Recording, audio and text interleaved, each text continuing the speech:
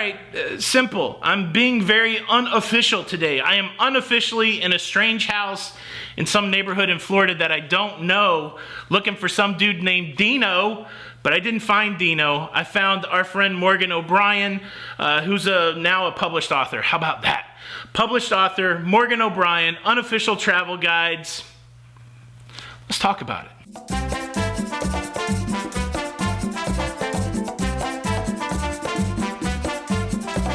Hey, what's up, everybody? Welcome back to Lido, Loca. I'm your host, Tony, and again, I'm here on assignment near Disney World. You can smell the mouse from here. It's a pleasant smell. But look, I've got the pleasure of sitting down with an old school YouTuber that really kind of paved the way for all of us that are making cruising content today.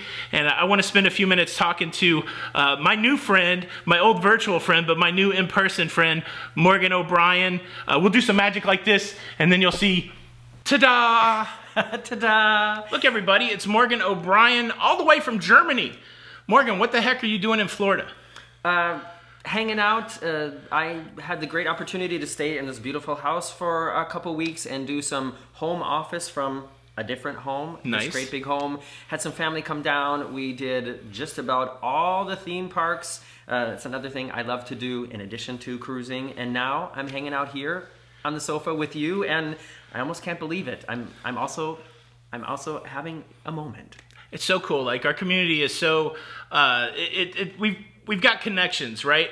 But it's so neat to see the realization of those connections physically. It's digital world's great, right? Interconnectivity, we can all stay at home, we can all be connected, but it is really nice to make that connection face to face. I think so too. So glad to be over here. It's pretty exciting. I got a lot of questions for you. Let's talk about your book first. Can we talk about the book first, and then I've got some questions about Florida.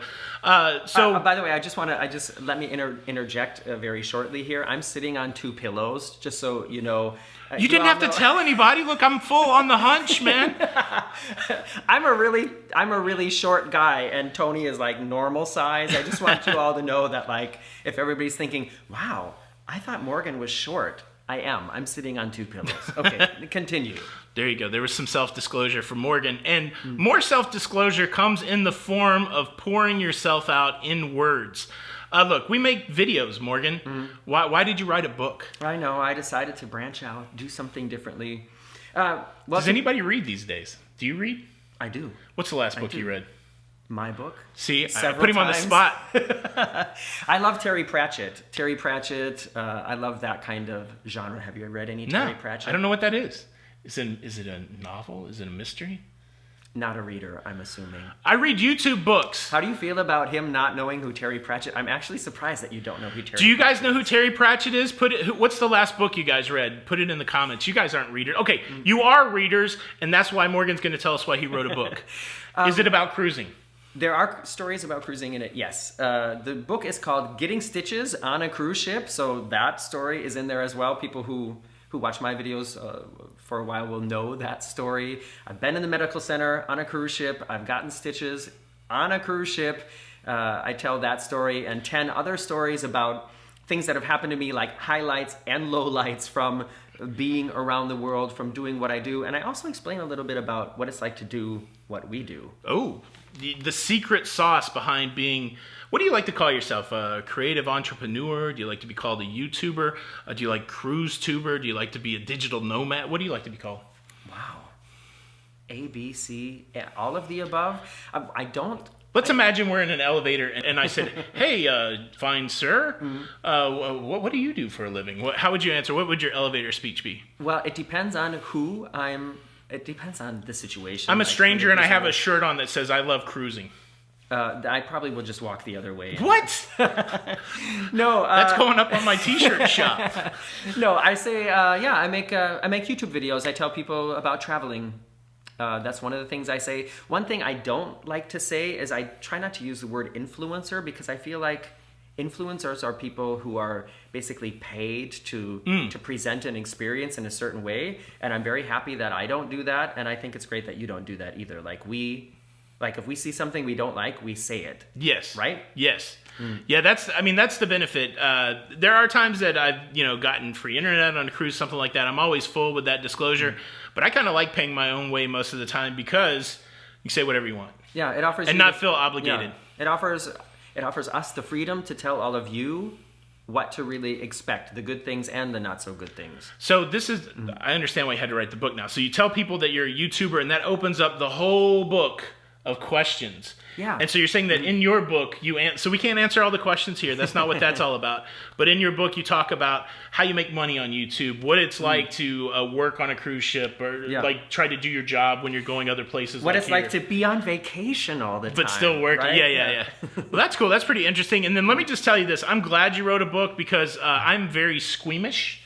And I did watch your I Got Stitches on a Cruise Ship video, and it made me feel very uncomfortable. So I gave you the warning. It made me feel, people, look, I'm like, if you filmed it, I'm watching it. I felt very uncomfortable. It was an excellent video, but now you have another option for all my squeamish friends out there. I have to tell you the truth, Tony. I felt uncomfortable too. It hurt. Yeah. And it was expensive. It hurt and it was expensive. That's the thing. That's the thing I really appreciated about your videos when I first started watching. Before I was a YouTube creator, I was a YouTube watcher.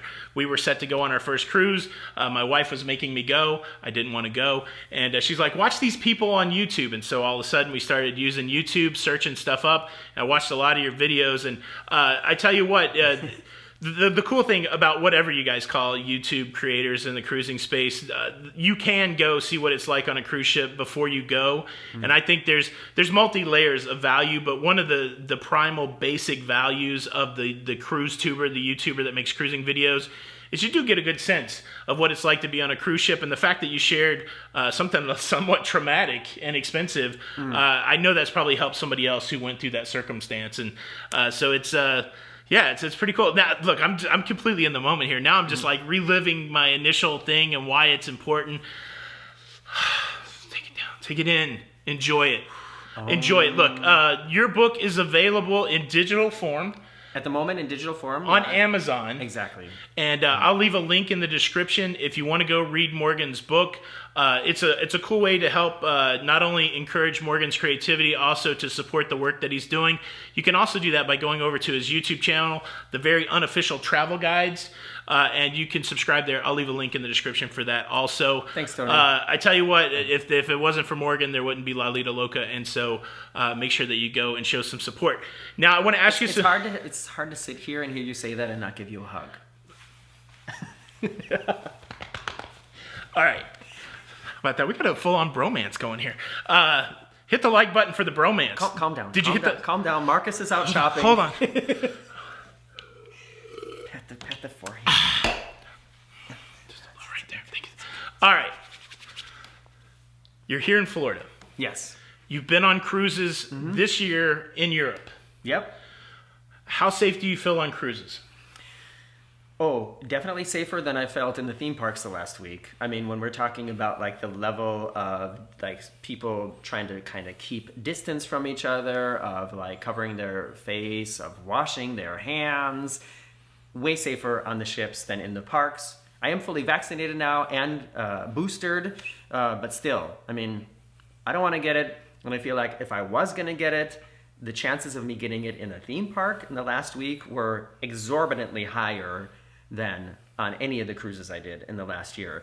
And don't post this video until I get back to back to Europe. They might not let me on the plane tomorrow. No. Do you have to test to go back home?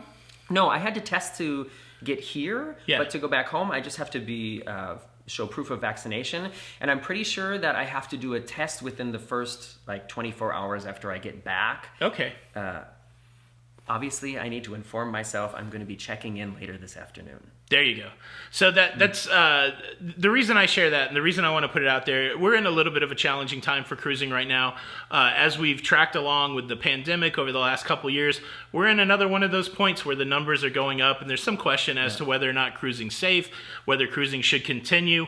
And I just wanted to give you that perspective compared to, it's not an either or, right? We want people to be safe everywhere, but I think cruising gets an unfair rap when it comes to, safety. safety, because Definitely. they have more layered protocols there than anything, like the theme parks. And so, yes, I'm being a cheerleader for cruising, but I think it's important to even get a perspective of what it's like in Europe.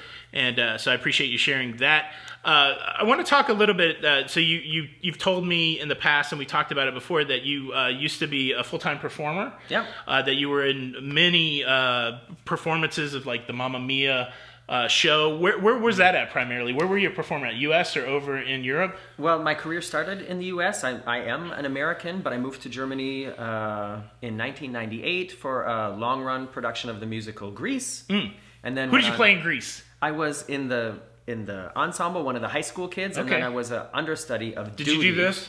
I did. We did do that. We did, well... I gotta stop. You better tell me to stop. Did you all know Tony can sing? I was going to say used to sing, but nobody used to sing. Tony can sing. You know it, right? If you want to see a video of him singing or a video of us singing together... Bunch of likes. Write it in the comments below. Yes. What song do you want us to sing together? We can do it virtually. That's a thing now. Zoom singing. We could, yeah. But I'm not going to do it without rehearsal. I'm a professional. That's right. Okay, but to answer your question. So yes. Then I also... then I moved to Germany, and there's a huge Broadway and Germany scene. I also talk about it a little bit in my book. Yeah. Just to bring that up again. Did you know Morgan wrote a book? I think we covered it, did Morgan. Did we mention that? Come on. But so then, like, buy the book. Is it cheap? It's $9.99. $9. You're gonna spend $10 on Taco Bell tonight. Go get Morgan's book. Support a creator. Thank All you. right. Thank you. So you were in Germany on stage, and then I was in the original European, continental European production of Mamma Mia, which started in Hamburg and moved to Berlin. And I also helped cast several other productions of Mamma Mia, including Mamma Mia Moscow. Really? Yeah. So you went to Russia for performances, or you just trained them up in Germany and No, something? I did the auditions. So like when you watch, like The Voice or whatever, I was one of the people sitting behind the table to help find the people to perform in the production of Mamma Mia in Moscow. This is very serious what you're talking about, but the visual I had in my mind, if I was ever a judge for some audition thing like that, because of The Voice, I would request that I had a swivel chair. And I would just swivel around when I liked the person. That's not how it works. I know that's not how it works, but that's how it should work. Okay, so I take us down that long and winding road. Did I mention I've been watching a lot of the Beatles stuff? I took us along the long and winding road to ask this question. As a performer on stage, when you're performing, what is your interaction or your cognizance? What is your, how do you see the audience? Is the audience part of your performance? Is it something because they shine lights in your face that you're able to black out? Or are you aware of what's going on during your performance in the audience? I understand the question. Well, there is, in theater, we say the fourth wall. If you're in a standard traditional theater setup, then the stage is in the front and the audience is on the other side, and then there's a fourth wall. And technically, when you're acting, the audience doesn't exist there. You're in that room, you're in that park, you're wherever it is that you're supposed to be. And in order to really, create those magical moments, then you have to, imagine them away. But when you do a show for as long as I did, I did like a year and a half of Beauty and the Beast. I did almost 7 years of Mamma Mia. It gets to the point where it's almost impossible to keep that up. And especially like at the end of Mamma Mia, if anybody's ever seen that on stage, the end of it is like a rock concert where you are just performing to the audience. And usually you can clearly see the first couple rows and you know how big the theater is behind that. But like if you had a friend sitting like in like the fifth or sixth row of the balcony, you probably wouldn't really be able to, unless you knew exactly where they were sitting, you wouldn't be able to like pick them out. Is that the question? That is the question. And so the follow-up question is, do you notice if somebody's talking in the audience or moving around or is that interruptive to the performance? We talk about it. We talked about it. I was on Morgan's Sunday Sofa Time. When's that out? Hopefully today. Today is Sunday. Okay, so I wasn't sure when that was coming out. So go check out Morgan's video. I wanted to make sure that we talked about this. We talk a little bit about cruise jerkery, and we talk about multiple forms of cruise jerkery. But I got fascinated in that conversation with Morgan. Make sure you go check that conversation out. I got fascinated with this idea of what does the performer take in. Because as an audience member, I'm distracted by people coming in late. I'm distracted by people talking. And I always try to project that on the performer, but it is distracting, right? Yeah, I mean, I feel like if you're not there to watch the show, then don't come watch the show. And that's not going to hurt anybody's feelings. Yeah. There's a huge pro tip about applause in the Morgan. I'm just going to tease it. It's like, get the book, go watch that video. It's going to blow your mind. What else do I want to know? Another thing I can tell you about being on stage. Yes. In most live performances, you are not allowed to take pictures, and especially not videos. If you're gonna do it, then do it of the bows and anything that happens after people telling stories. And that's one thing I can tell you. That's something you can see from the stage immediately. Like a camera. If the entire audience is dark and then all of a sudden you see somebody's face light up with artificial light, then you know, okay, that person's taking pictures. And yeah, there is no way to do it stealth. Yeah.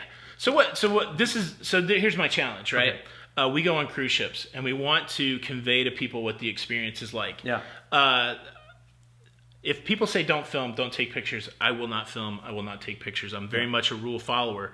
But part of me says, look, I want to take 15 seconds of the show and promote the show, promote the cruise line. Yeah. There's got to be a right way to do that. Well, like I said, try to do the like the bows, the end where the story. But that's no good at Grease. I want this. I want this for the video. Okay. Well, if you are gonna do it, and I think the boundary is if you are recording enough of the show that people are gonna watch it and be like, I don't need to go see it. I can just watch the video. That's too far. But if you're doing something to try to like promote it, like you said, then yeah, try to sit way towards the back, turn down the light on your camera as low as possible, hold it low, because if people are sitting around you, there's nothing more annoying this might be a new jerkery that I qualify for. No, but dude with camera. If you're sitting in the middle of the audience and in some musicals, like you really get into it, and not all musical moments are like happy. Some of them are, if we're crying for emotional. Argentina, you don't want to see somebody. And then all of a sudden, somebody holds up their bright camera in front of your face. It's just a downer. So try to be as least distracting as possible for the people around you and the people on the stage. That's why it's good to talk to people with experience. I've never heard this talked about, so I feel pretty excited about it. I had no idea when we started this today that I'm like, what depths of the universe are we going to plumb in this conversation? And when you told me that you'd done a lot of performances, I got to know the answer to this question. Well, look. Morgan's basically throwing me out. Like I came over like a fanboy and met his family, met Marcus that we've heard. Lying. And he's like, look, we got to pack up, dude. You're going to have to get out of here. So, but anyways. Dude, you can stay and help do the laundry. Yeah, this won't happen. So, but anyways. He's making the choice to leave. Let me just say, I gave him options. Laundry or go. Come on, guys. Hit a like button for that. I tell you what, this is great. I've enjoyed just having a casual conversation. I'm so thankful to be building this friendship with you beyond the virtual. And I'll say it again, I appreciate everything that you've done for the community. Which your oldest video is like 9 years old, 11 years old? Oh, geez. I looked at it the other day. Did you hear the Minnesota guy? Yeah, he's Minnesota. Oh, geez, my oldest video. Oh, I'm sitting here with Garrison Keeler. I read. Like Wobegon days here. I think you have more videos. You definitely have more videos online than I do, but I probably have a way older video than you. I'm a different approach, right? I'm a different approach, but I think you're 9 years, right? 9 or more than that. 11 years. How about that? And so YouTube's like 15 years old, and again, it takes people that are making videos to really kind of open up the space. And so thank you again for that. You're welcome. I'm happy to be that guy. Do you guys have any questions for Morgan? I can talk to him directly now. Like I used to have to talk to like secretary, but I can talk to him directly now. I got all the deets, and we can ask him questions. Any questions for Morgan? Leave a comment below. He's really got a good pulse on what's going on in Europe because most of his cruises are over there, and so it gives us another person across the pond, as it were, to ask questions to. Morgan, any final thoughts? Of course, you guys know what to do. Buy the book. Go subscribe. All those links are in the description. We're not going to make Morgan plug himself. We'll plug for Morgan. But Morgan, any final thoughts? Yes, I'm also happy that we did this today, and now that you don't have to go through my agent and pass my bodyguard. That's crazy. There's a story about me traveling with a bodyguard in the book as well. Not Still to plug. bring up the Still plug. No, but I just thought about how you were saying, and his bodyguard was Kevin Costner. You got to figure this is crazy. Okay. Yeah, no, I'm just like, yeah, I don't know. It's so weird to end these things. It's weird to do this in person and not in Zoom, and it feels so good, and I'm so happy to have this connection. Thanks for coming over. Thanks for doing the laundry later before you hit the road, yeah, and let's keep Quick this up. story, I had to do the laundry at my house once, and when all the whites came out pink, I never had to do it again. So I'll be happy to do your laundry, Morgan. Thank you guys so much for stopping by. Do all the things, show your support, hit the like button, go give Morgan some love. This is Tony for La Lido Loca, and until the next time, we'll see you on the Lido. Say bye. Bye-bye. Bye.